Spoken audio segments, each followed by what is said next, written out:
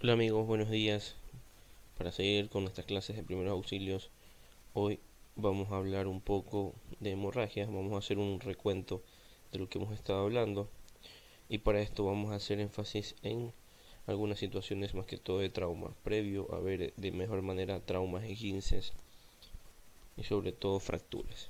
Pero vamos a seguir con lo que corresponde al tema de hemorragias, para esto vamos a empezar de la siguiente manera. Para hacer un recuento de lo que hemos hablado, vamos a recordar ciertos parámetros que hemos visto para hacer un recorderis.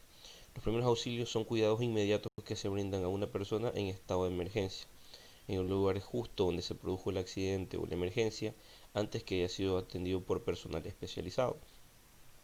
Es lo que estamos trabajando ahora, es lo que estamos desarrollando y sobre todo es la manera en la que nosotros vamos a tratar de ayudar a que se puedan dar unos primeros auxilios de manera eficiente y eficaz, previo a que llegue el personal especializado a atender a una persona que haya tenido alguna situación que conlleve o ponga en peligro su vida en una emergencia. Los objetivos de los primeros auxilios, lo que nosotros vamos a tratar de hacer cuando estemos interviniendo alguna situación, primero es evitar la muerte, con ciertos parámetros que ya lo hemos revisado, revisando algunas cosas como los signos vitales, además de evitar una complicación que es importante, evita sobre todo que la persona vaya a tener alguna situación adicional. Y por último, poner a la víctima en manos de profesionales de la salud, si es que cuando lleguen a nuestra área del sitio de la situación que se ha presentado o la emergencia que se ha presentado. Como estamos viendo módulos en una escuela de conducción, estamos hablando mucho del tema de los accidentes de tránsito, es importante tener esta situación, que luego las vamos a ir viendo de mejor manera.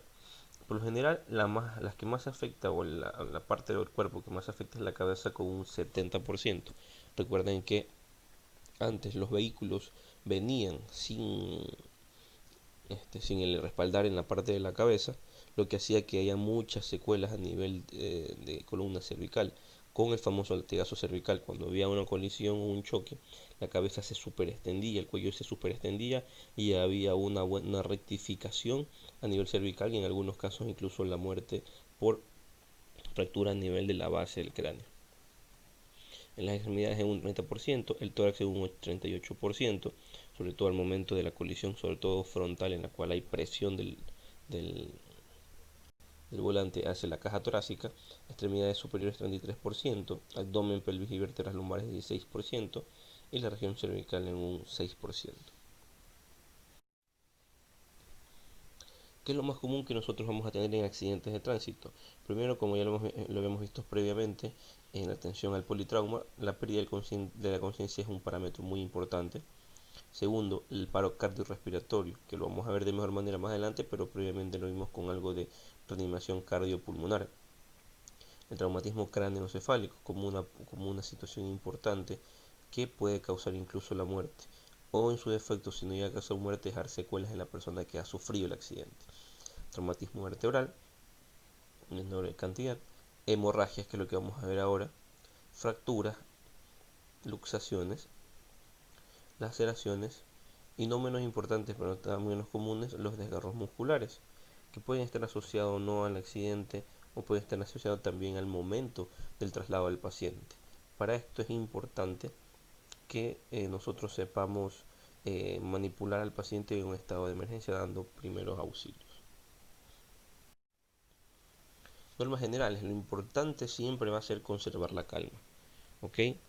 Más que conservar la calma, también es importante el tema de ver nuestro alrededor, de garantizar que el espacio donde nosotros vayamos a trabajar o a intervenir sea un espacio seguro, primero para nosotros y luego para la persona que estamos interviniendo.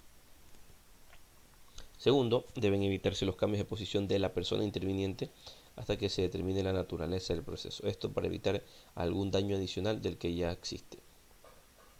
Tercero, un socorrista entrenado debe examinar al accidentado para valorar las heridas, quemaduras y fracturas en el caso que así sea. Cuarto, tranquilizar a la víctima explicando que ya ha sido solicitada la ayuda médica. Es importante que apenas intervenga, llamar al 911 en nuestro caso, en nuestro país, o decirle a alguien que llame para que se garantice una atención oportuna, que sea intervenido de manera rápida y eficiente la persona. Y quinto, la cabeza debe mantener el mismo nivel que el tronco, excepto cuando exista dificultad respiratoria. Esto para evitar que a nivel cervical tengamos un daño adicional o un daño mayor del que ya tiene la paciente, o el paciente o la persona que estamos interviniendo. En ausencia de lesiones craneales o cervicales que nosotros lo podamos demostrar, no solo por el dolor, sino también por la postura, porque no hay afectación cervical, porque las lesiones suelen ser en los miembros inferiores, pero hay que estar muy seguro de que no haya lesión cervical o craneal para poder elevar ligeramente los hombros y la cabeza para mayor comodidad de la persona.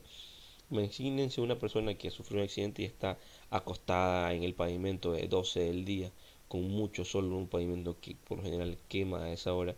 Es muy incómodo y sobre todo tratar de garantizar de que el piso o la superficie cause quemaduras adicionales al cuadro inicial del paciente. Si se producen náuseas o vómitos, lo muy importante es girar la cabeza hacia un costado para evitar que haya broncoaspiraciones. Esto es importante porque una broncoaspiración causa mucho mayor daño, incluso puede ocasionar una parada cardiorrespiratoria e incluso la muerte en ciertos pacientes. No administrar alimentos o bebidas al paciente, sobre todo inconsciente. Recuerden que la postura también ayuda mucho, pero si una persona que ha sufrido una colisión o un accidente les pide un poco de agua, a ustedes no se las van a administrar hasta que haya llegado personal especializado calificado para que nos pueda ayudar en esta situación, porque la persona puede broncoaspirar, porque la persona puede toser, porque la persona puede realizar algún movimiento adicional que vaya a generar mayor daño. La primera actuación, la más inmediata, que es la que nosotros debemos hacer, es tratar de garantizarle la vía aérea al paciente, una respiración aceptable, sobre todo desobstruyendo las vías respiratorias aéreas, evitando la asfixia, para evitar obviamente de esta manera alguna afectación cardiorrespiratoria. Si usted puede retirar los cuerpos extraños, vamos a retirar los cuerpos extraños sólidos y líquidos y siempre tratar de que la lengua caiga hacia atrás y evite que se pueda tapar la vía aérea. Adicional a eso, si nosotros no estamos en la capacidad de poder retirar algún cuerpo extraño, hay que esperar que venga alguien especializado y lo pueda hacer, porque ese mismo cuerpo extraño nos puede obstruir la vía aérea a nivel de la faringe y puede ocasionarle un paro cardiorrespiratorio. Si el paciente no respira por sí solo, habrá que ventilarlo. Principalmente antes se hacía por el tema de respiración boca a boca e incluso habían dispositivos que hacían que usted garantice una adecuada respiración boca a boca, pero por el tema de la pandemia lo importante es no hacerlo o utilizar algunos dispositivos que nos ayudan a ventilarlo y que lo utilizan los paramédicos o médicos de las ambulancias. Pero en estas situaciones actuales no es recomendable hacer la respiración boca a boca hasta disponer de un dispositivo mecánico. Normas básicas de protección, siempre apartar la víctima del peligro, es decir, si hay una colisión, si hay vidrios, si hay químicos, si estamos ante una colisión con presencia de fuego o de explosiones, hay que apartar la víctima del peligro. No hay que o evitar o procurar que el accidente no sea más grave, sobre todo con la señalización, esto es muy importante. Siempre que usted vaya a intervenir, lo importante es garantizar la seguridad del área, tratar de poner conos o indicadores triangulares reflectivos que nos ayuden a garantizar que por lo menos la gente que está pasando sepa que ahí hay un accidente, que ahí ha habido una eventualidad y puede evitarse alguna colisión adicional. Y tercero, no arriesgue su vida ni la de los terceros. Por esto es importante garantizar nuestra seguridad previa a la intervención de una situación de primeros auxilios. Lo que ya hemos visto, examen del accidentado, primero si está consciente o inconsciente, si respira o no respira, si tiene pulso, cómo es el pulso, acelerado, el de débil, disminuido. No abandonar nunca a la víctima si está consciente o si está pidiendo ayuda. Si no siente el pulso en el cuello, ya hemos visto que hay varias maneras de saberlo. Pero por lo general, si es que no se siente en el cuello, que es donde existe mayor flujo, o no se siente a nivel inguinal derecho o izquierdo, donde está el pulso femoral, y el paciente está inconsciente, quiere decir que estamos ante una parada cardiorrespiratoria y vamos a empezar maniobras de reanimación cardiopulmonar, que es lo que ya sabíamos antes, previamente lo hemos visto, pero lo vamos a ver luego en siguientes clases. Lo tan llamado conocido como RCP. Más que todo básica antes de cualquier otra urgencia. Si tenemos un paciente con estas condiciones, vamos a intervenirlo de manera directa y luego el resto de pacientes. Y tercero, garantizar de que se transporte a la víctima con garantía. Como ya vimos en Politrauma, existen varios dispositivos, especies de camillas transportables que nos ayudan a garantizar un buen traslado del paciente. Signos vitales, lo que le habíamos manifestado, ayudan a ver el estado fisiológico de los órganos vitales, a nivel general, sobre todo neurológico, cerebro consciente o inconsciente, corazón, el pulso, 60-80 en niños y 100-120 perdón, 60-80 en adultos y 100-120 en niños, como algo fisiológico, como algo normal. Y pulmón también la frecuencia respiratoria, que nos ayuda a ver si es que hay alguna alteración o no de esta situación. Para entrar ya en detalles, vamos a hablar en este capítulo sobre hemorragias y shock. Vamos a hablar un poco de lo que son su concepto, a qué se denomina shock, qué es una hemorragia, que no es lo mismo que un sangrado, eh, cuáles son las condiciones que nos ayudan a entender cuál es una emergencia real y cuál no lo es. Vamos a ver cómo garantizar o cómo ver qué tipo de hemorragia tenemos, si tenemos una hemorragia venosa o una hemorragia arterial, y sobre todo también a garantizar o saber controlar hemorragias a nivel de los capilares distales de nuestro organismo. Primero, hay que entender de manera general qué es una hemorragia. La hemorragia es la pérdida de sangre del cuerpo, que puede ser externa o interna, pero esta hemorragia debe ser, o esta pérdida de sangre debe estar acompañado por un volumen importante. Por lo general, algunas veces se cataloga más de 1000 cc de sangre, o más de 1500 cc de sangre, dependiendo de dónde sea la hemorragia, cómo sea la hemorragia y sobre todo si es interna o externa. Hemorragia externa, como su nombre lo indica, se denomina a toda aquella hemorragia que se produce desde la superficie de una herida hacia la parte exterior y que pueda ser visible. Es decir, usted está viendo la hemorragia. Es importante que previamente usted esté ante un paciente que esté con alguna lesión o haya sufrido algún accidente de tránsito, despojar de la ropa para poder valorar de mejor manera, porque de esta manera tenemos mayor acceso a ver si es que hay el tipo de sangrado que hay. Segundo, a qué sitio es el sangrado. No es lo mismo que una sangre a nivel de sitios de flexura o a nivel de arterias grandes. Las hemorragias pueden ser arteriales, venosas y capilares.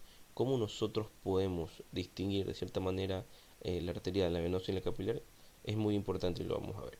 Primero, a la hemorragia arterial, al venir de la arteria, por lo general viene con pulso. Si usted tiene un sangrado muy profuso, muy fuerte, que incluso siente que late al momento de salir la sangre, estamos ante una hemorragia arterial.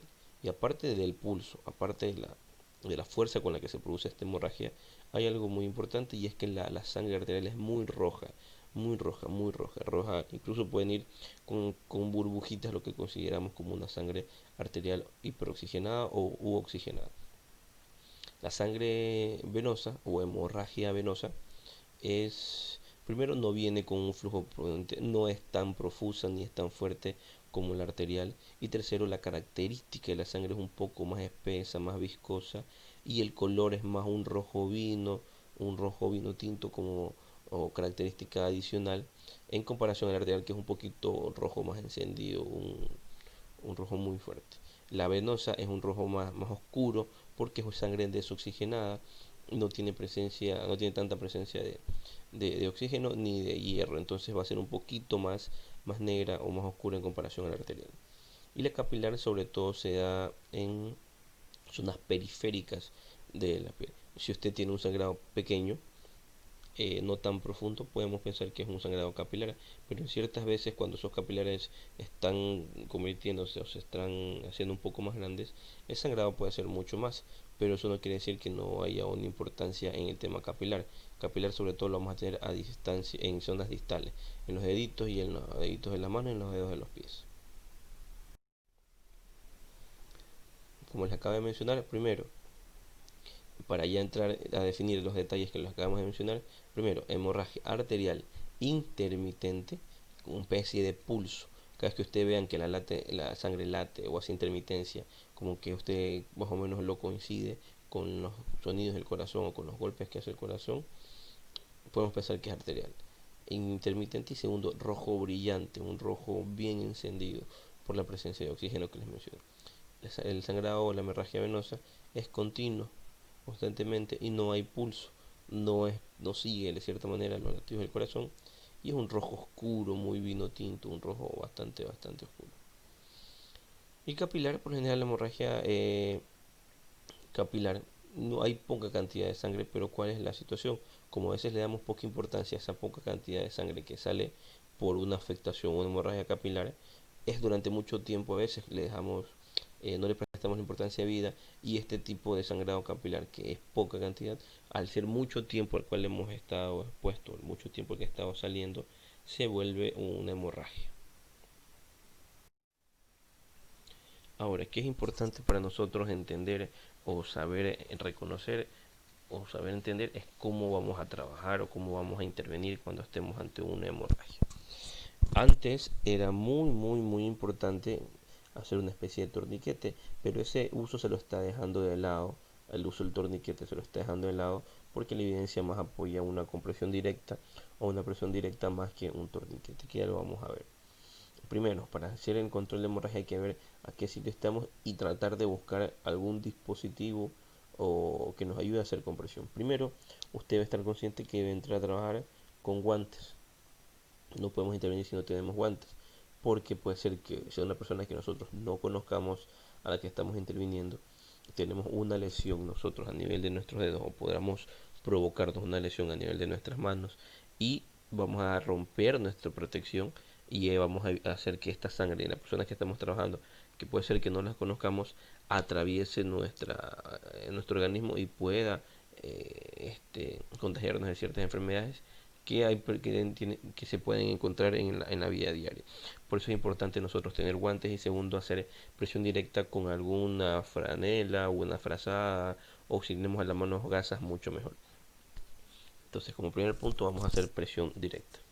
Segundo, vamos a elevar el miembro que estamos, que estamos trabajando, porque esto ayudará a mejor retorno venoso y va a ayudar a que nosotros tengamos mayor presión.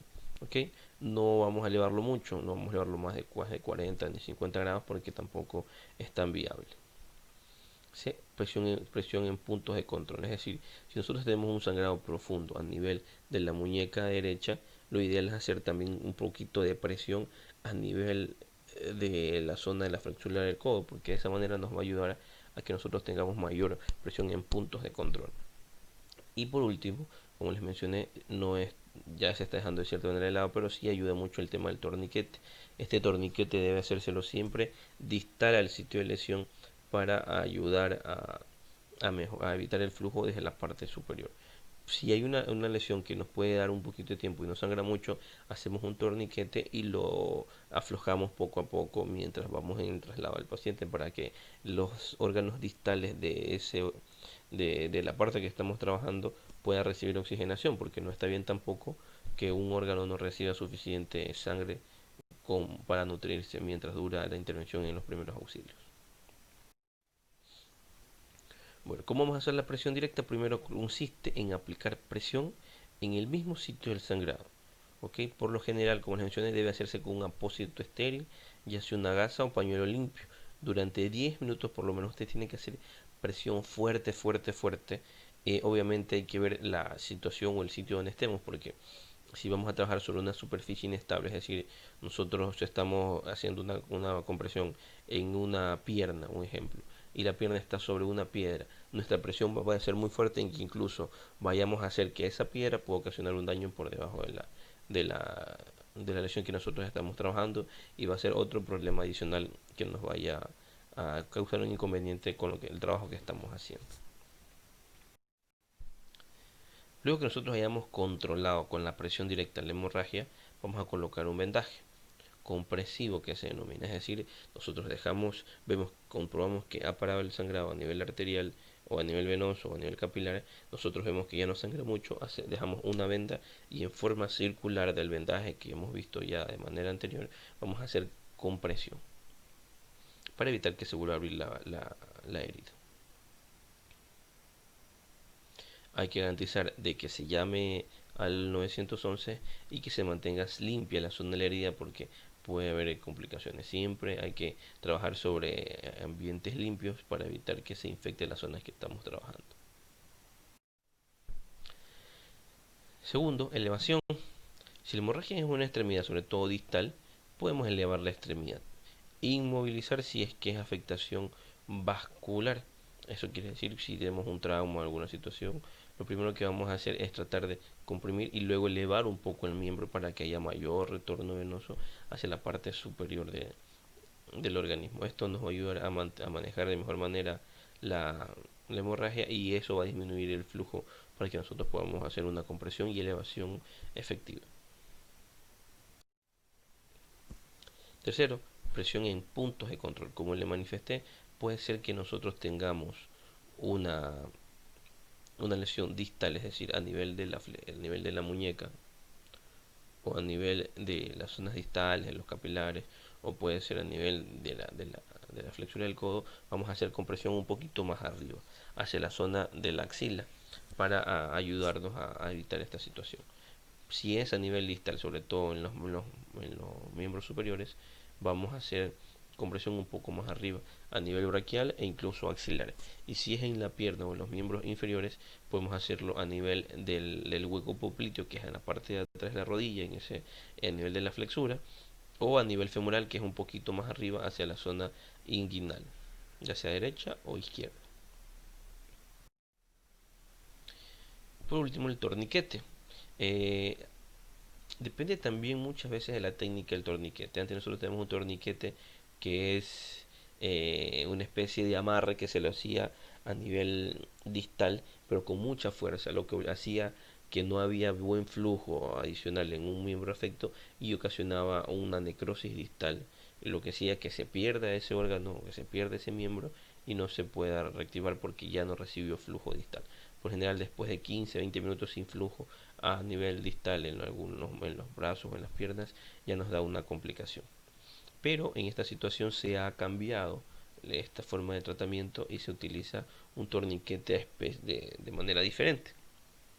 Esto sobre todo utilizamos en situaciones de emergencia crítica, eh, para evitar cuando tenemos un sangrado muy profuso que se nos hace un poco complicado de manejar, porque recuerden que este torniquete conlleva una disminución de la irrigación, lo que nos haría un problema.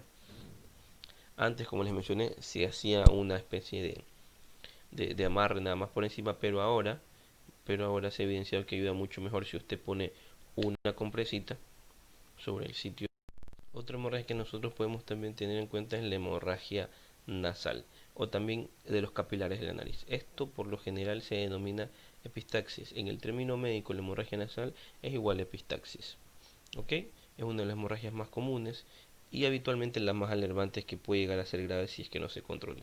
Esto principalmente es muy común en pacientes hipertensos mal controlados. Si usted tiene una persona que es hipertensa, mal controlada, que no toma su medicación habitual, que constantemente no lo toma a nivel, digámoslo de manera, si tenemos personas dentro de nuestro domicilio y vemos que tiene hemorragia nasal o sangrado nasal, nosotros vamos a saber que puede ser una causa su mal control de la hipertensión arterial.